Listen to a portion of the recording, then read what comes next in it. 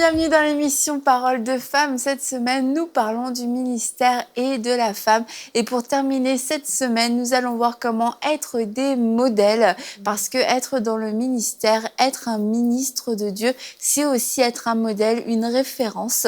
Quelqu'un qu'on va pouvoir regarder, qui va pouvoir nous inspirer. Et c'est pas forcément évident. Ça veut dire qu'on doit vraiment veiller sur notre attitude. Et nous avons avec nous pasteur Louis Turpin, qui sert le Seigneur depuis 45 ans. Bonjour. Donc en 45 ans, beaucoup de gens vous ont vu, vous ont entendu, observé.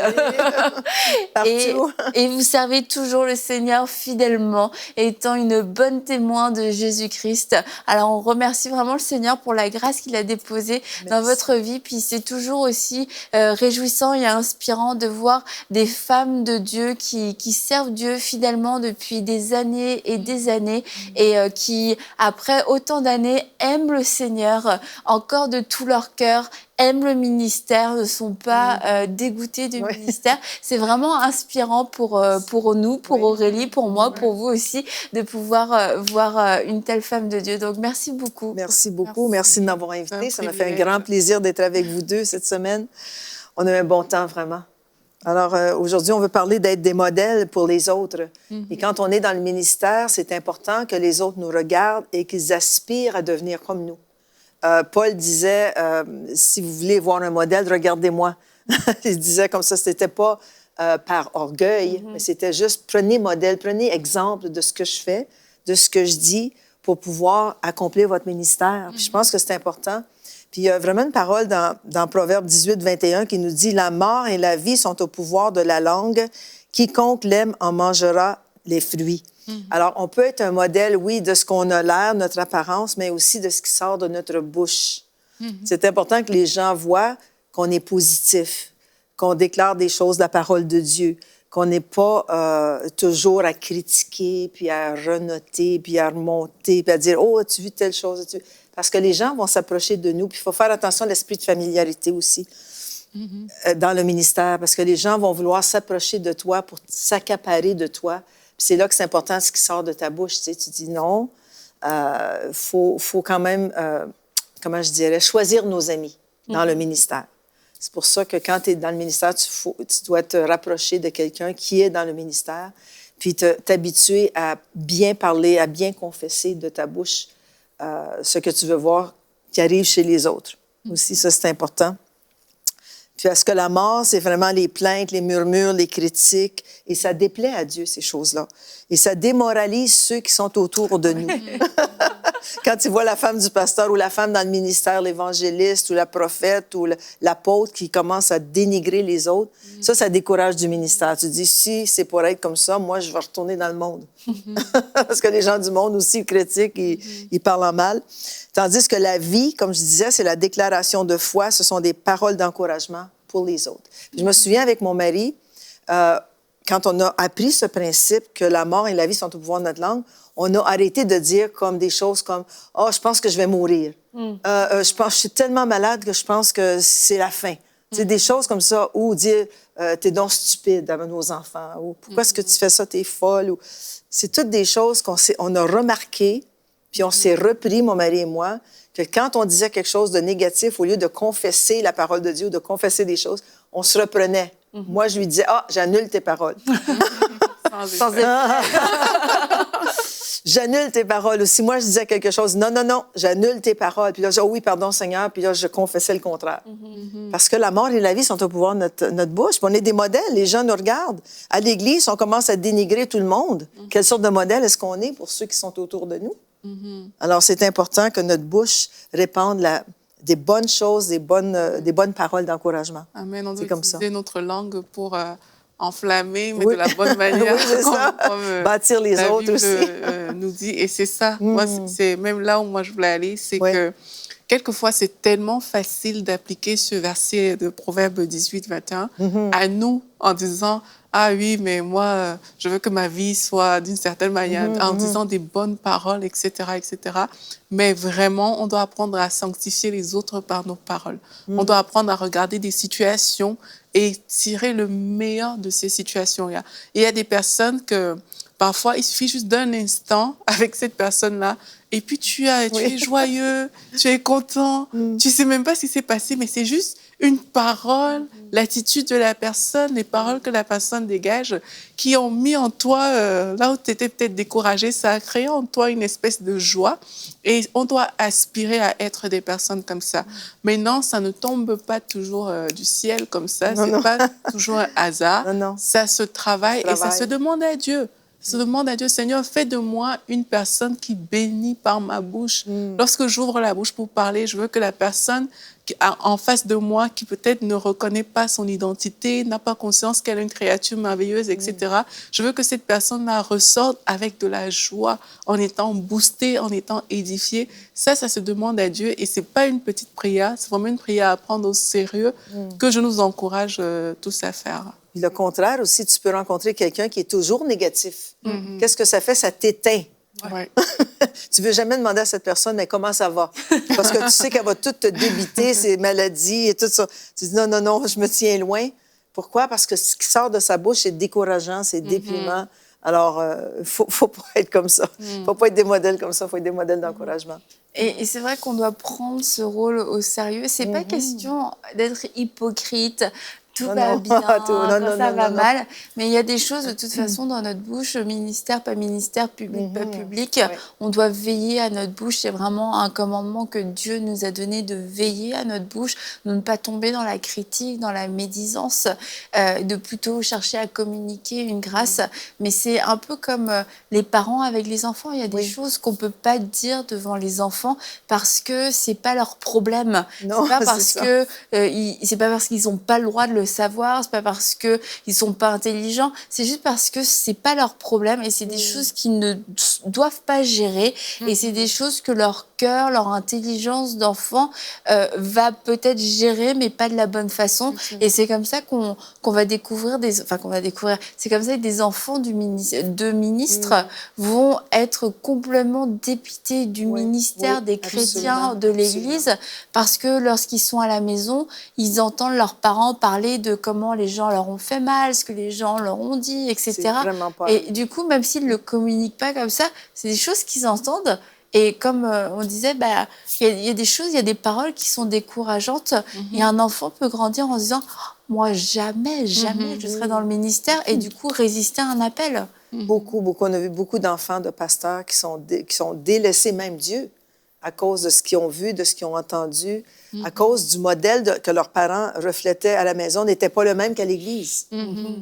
À la maison, c'était puis tu sais, puis à l'église, alléluia, tout va bien, merci Seigneur. Alors ça, c'est un double sens pour l'enfant qui voit ça et dit non, moi j'aime mieux être dans le monde, puis faire ce que j'ai à faire, puis être que de vivre. D'être authentique, que de vivre ce que mes parents vivent. C'est pas tout le monde, je dis pas que c'est tout le monde, mais souvent, ça peut arriver. Alors, il faut faire attention, qu'on soit dans le ministère ou non, qu'on soit juste père et mère de famille. Il faut être un modèle pour nos enfants. Qu'ils aient le goût de Dieu, qu'ils aient le goût de... Puis pas les harceler. Hein? Il y en a des parents, on s'assoit à 6 heures le soir jusqu'à 8 heures, c'est l'étude biblique, c'est la louange, c'est la confession. Non, vous dégoûtez votre enfant. Je m'excuse de le dire. On l'a vécu, nous, on faisait des cultes courts, avec des bons exemples de tous les jours. Puis on lisait un verset ou deux, puis bonne nuit, bon rêve, puis allez vous coucher. C'est pas toujours facile quand ils sont adolescents, mais quand ils étaient petits, au moins, on a inculqué en eux la parole de Dieu, on a inculqué en eux le goût de Dieu, le goût de suivre Dieu. Puis même aujourd'hui, mon fils, pasteur Mathieu de l'Église Le Centre, souvent, il rappelle aux gens combien on a été des modèles pour lui. Pas toujours parfait, parce qu'on a fait beaucoup d'erreurs comme n'importe qui, mais il rappelle les bons souvenirs qu'il a eus, les bonnes choses qu'on a inculquées. Puis ça fait plaisir aux parents. Là, t'es assis, puis... Comment c'est d'avoir cette conscience. On est un modèle pour nos enfants et on doit leur donner envie de suivre le Seigneur, pas leur faire croire que tout est parfait, que tout est facile, mais qu'à travers notre vie, notre quotidien, qu'ils aient envie de découvrir Dieu, qu'ils voient Dieu, parce que quelquefois, quand il y a trop de murmures, de critiques et de plaintes, de toute manière, on n'entend plus Dieu, on ne voit plus Dieu dans les maisons. Mais c'est aussi la même chose lorsqu'on est un ministre et qu'on est appelé à prêcher. Après, on va avoir un entourage proche. Et ces gens, on parlait des attentes hier, des attentes, mais c'est normal que ces gens aussi aient des attentes, que ces gens veulent apprendre quelque chose, veulent voir quelque chose, se disent, qu'est-ce que cette personne a appris avec le Seigneur? On a le désir d'être inspiré et quand nous sommes cette personne-là, d'avoir cette conscience, les gens me regardent et je ne vais pas veiller à mon attitude de façon religieuse parce qu'on me regarde et je veux faire semblant, mais parce que ça me donne une double responsabilité devant Dieu, que la personne que je suis dans le privé soit la personne que je suis quand je suis avec d'autres personnes. Cette double responsabilité de dire, je vois que j'ai des faiblesses de caractère, j'ai besoin de changer, je veux transmettre autre chose, je veux que les gens puissent voir autre chose sans que j'ai besoin de surjouer, de cacher, de masquer, de dissimuler, mais j'ai besoin d'aller dans le lieu secret et de me laisser transformer. Et c'est une bonne aspiration de vouloir être transformé, c'est sûr, pour plaire à Dieu, mais aussi pour être une source d'inspiration pour les gens qui sont autour de nous. Oui, justement. Parce que veut pas, les gens nous regardent. Oui. Qu'on soit dans le ministère ou non, les gens nous regardent, les gens prennent exemple. Alors, c'est important qu'on répande aussi la paix autour de nous comme modèle. Parce que ce monde est rempli de guerres, est rempli de divisions, est rempli de chaos. Mais nous, qu'on soit des modèles de paix. Amen. Qu'on sème la paix autour de nous. Matthieu 5,9 dit « Heureux ceux qui procurent la paix, car ils seront appelés fils et filles de Dieu. Alors, moi, je veux procurer la paix. Quand les gens me voient à l'église ou qu'ils me voient n'importe où je suis, que j'amène cette paix dans leur vie. Qu'ils puissent dire, moi, j'aimerais avoir ta paix. Qu'est-ce que tu as fait? Alors là, ça fait de toi un témoin. Voici ce que j'ai fait, voici ce que Dieu peut faire dans ta vie. Je pense que c'est important de témoigner par ce qu'on reflète, Amen. Qui on est dans le fond. Et moi, je peux dire qu'on n'est pas en train de dire aux gens de devenir peut-être des super-héros ou, ou tout est beau, tout est parfait, mais être un modèle, moi, je crois que c'est aussi savoir présenter ses faiblesses, mais de façon inspirante à autrui, avec toujours cette ouverture où la personne sait qu'au final, moi, ma ligne à moi, c'est Dieu. Ma ligne à moi, ce n'est pas la personne que j'ai en face. Et ça, je trouve que c'est ultra important, que ce soit au niveau de nos paroles, que ce soit pour tout ce qu'on peut refléter, en fait, dans la vie. On n'est pas en train de dire aux gens, ne montrez jamais vos faiblesses, ne dites pas que vous n'avez jamais commis d'erreur, etc., etc. Il y a une façon même, parce que, comme on a dit, personne n'est parfait, mais il y a une façon de parler des limites qu'on peut avoir sans que ce ne soit quelque chose qui fait trébucher autrui. C'est juste pour montrer à la personne que moi aussi, je dépends de Dieu. Moi aussi, si Dieu n'était pas derrière moi, regarde, ma vie ne devait pas ressembler à ce que tu vois aujourd'hui. Moi aussi, dans le passé, peut-être j'ai eu à faire certaines choses. Comme ça, la personne réalise déjà que la marche avec Dieu, c'est quelque chose c'est pas trop loin, c'est quelque chose d'accessible à tout le monde et ça permet d'avancer. Donc, être un modèle, c'est aussi ça. C'est vraiment, quand bien même, on a des faiblesses aussi, mais ces faiblesses-là, on les présente toujours en édifiant les autres, pour que les autres reconnaissent que Dieu, c'est lui qui me tient et c'est lui qui doit te tenir aussi pour que toi, tu puisses aller de l'avant. Amen. Amen. Oui, alors c'est vraiment bon. Puis souvent, mon mari m'a toujours dit, parce que c'est lui un peu mon coach, quand on prêche et tout, mais il me dit toujours, Louise, il faut que tu démontres aux gens que tu as aussi des faiblesses et comment Dieu... pas règle ton cas, mais comment Dieu te transforme à travers... Avec une petite tarte. Comment Dieu te travaille. Il travaille ta personnalité, ton attitude, pour que les gens puissent voir, oh, wow, elle est normale, elle est humaine. Tu sais, parce que les gens, comme tu dis, nous élèvent sur une plateforme puis disent, oh, elle n'a jamais de problème. T'as une minute. On a tous des problèmes, on a tous des choses à régler, puis c'est de la façon qu'on les règle qu'on devient un modèle pour les autres. Alors, de dire qu'on a des faiblesses, puis voici comment Dieu m'a parlé, comment Dieu a pris soin de mon cas. Maintenant, Dieu peut faire la même chose pour vous. Bien, ça édifie les gens. Alors, ça les écrase pas pour dire, bon, ben elle est super parfaite, la femme du pasteur, là. C'est ça. Puis, elle n'avait aucun défi de toute façon. Elle n'a aucun défi, aucun problème, aucune critique contre elle. Alors, c'est bon qu'ils voient aussi qu'on a des choses à régler pour qu'ils puissent communier avec nous. Et puis aujourd'hui, dans votre nouvelle saison de ministère, comme on l'a dit dans la semaine, c'est que maintenant, vous êtes des grands-parents. Je trouve ça rigolo de dire ça. Ça me fait rire à chaque fois. Mais pour accompagner des personnes, notamment, qui ont grandi sous votre ministère et de pouvoir les accompagner en donnant vos conseils, en partageant ce que vous avez appris, les choses à faire, les choses à ne pas faire. Il y a des pièges dans lesquels peut-être vous êtes tombés à l'époque, mais qui sont facilement évitables lorsque on est mis au courant, tout simplement, et d'avoir ce regard bienveillant d'expérience. Et aujourd'hui aussi, il y a un de vos pasteurs d'Ottawa qui est parti au Burundi, qui a commencé son église. Puis on peut voir, vous êtes allé plusieurs semaines lorsqu'il a implanté son église au Burundi. Pour donner un coup de main, je ne sais pas si vraiment vous avez participé à la construction du bâtiment. Mais vous avez aidé. Là, la photo que vous voyez, c'est son église qui est en train de se bâtir. Puis le pasteur d'Ottawa qui est parti au Burundi avec sa famille, après 20 ans de vie au Canada, est retourné à ses sources parce qu'il a reçu l'appel de Dieu pour faire le ministère, pour servir son pays, servir les gens de sa communauté. Et c'est pas facile. Il nous appelle l'autre fois, il dit « J'ai mangé une tarte d'humilité. »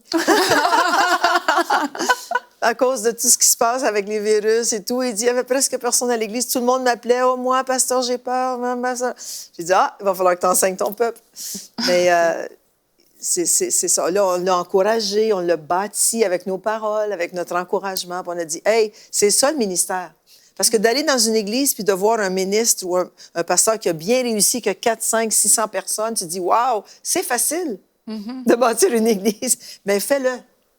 Vas-y, pars à zéro, bâtis ton église. Mais lui, pas lui, mais il y a beaucoup de pasteurs qui disent, c'est facile, on va démarrer une œuvre. Oui, démarre une œuvre, voir si tu vas avoir 500 personnes dans une année.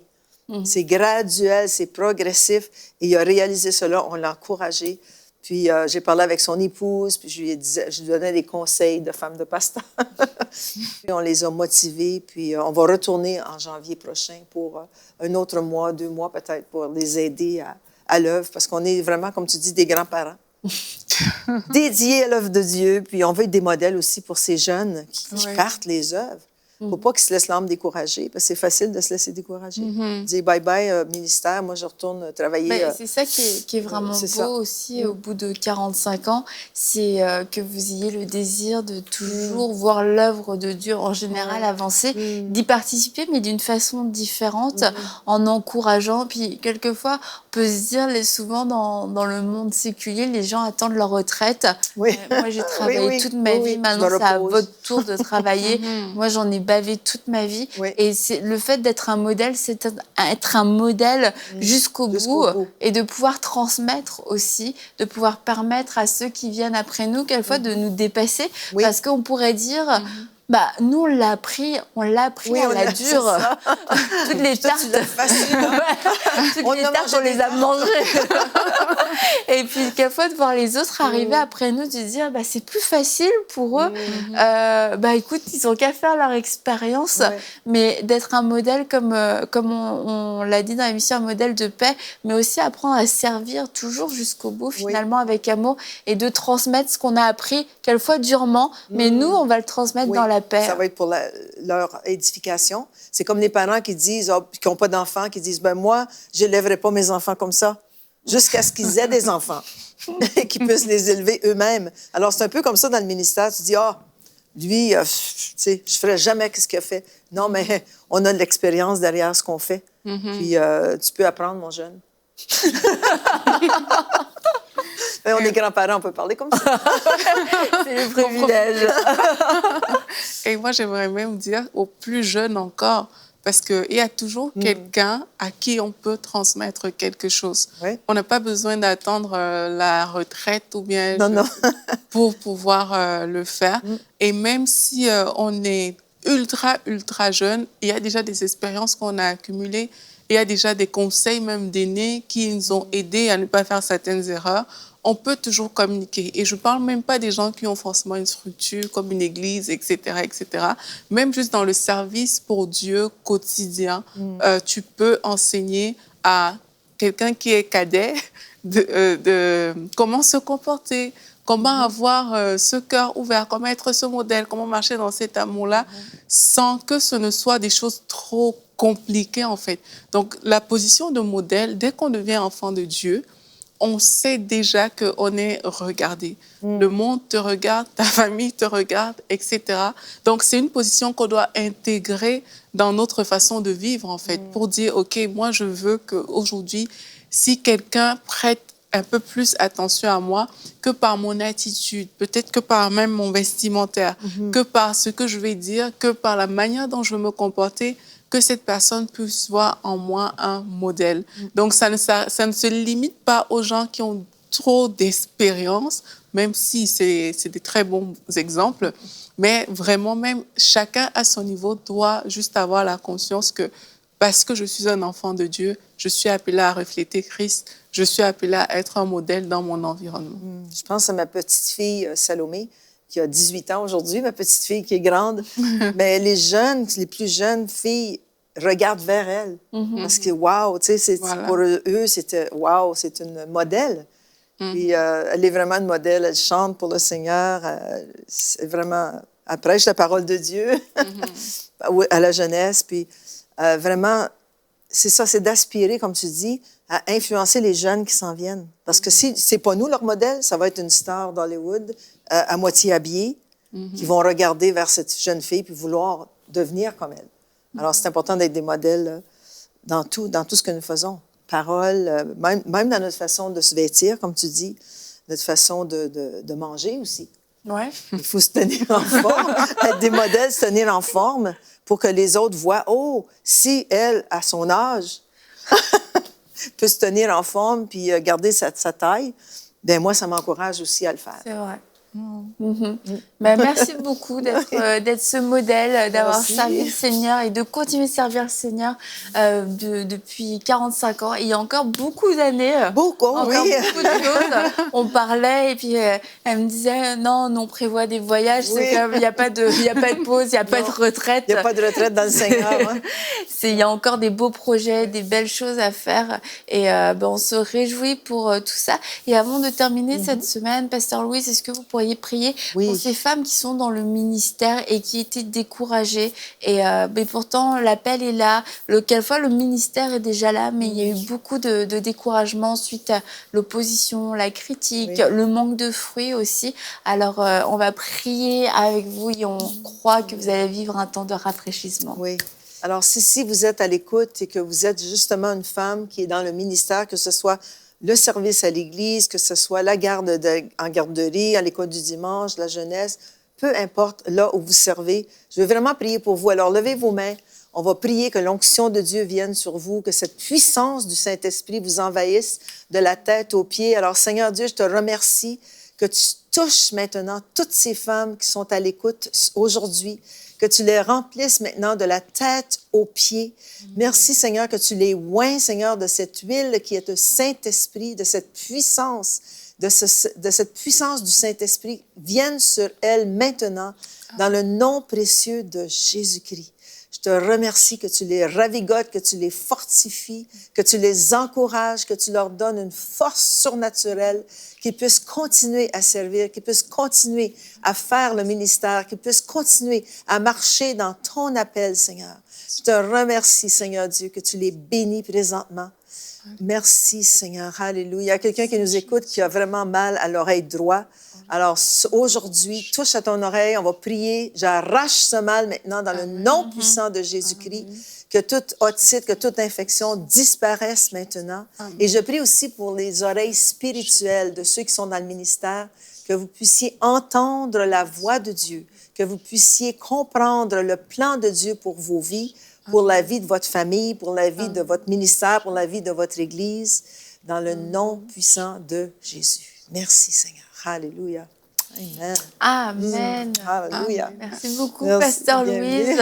Et puis, on se dit à bientôt. Oui. Soyez vraiment encouragés. Quoi que vous fassiez pour le Seigneur, il y a une grâce, il y a une provision, il y a une onction disponible pour vous. Et tout ce que nous faisons, faisons-le de tout notre cœur pour le servir, non pour plaire aux hommes, mais pour plaire au Seigneur, car nous sommes avant tout des serviteurs de Dieu. Et je crois qu'aujourd'hui, il déverse sa grâce sur vous et que vous tous qui étiez fatigués, vous avez été, comme Pasteur Louise l'a dit, ravigotés pour lui, pour le servir avec un nouvel entrain, comme au premier jour, et qu'on puisse dire, comme on dit de Pasteur Louise, 45 ans de ministère, 45 ans de service fidèle. C'est ce que nous voulons voir dans nos vies et dans votre vie. Et alors, on se dit à bientôt pour une prochaine émission de Paroles de Femmes. Amen.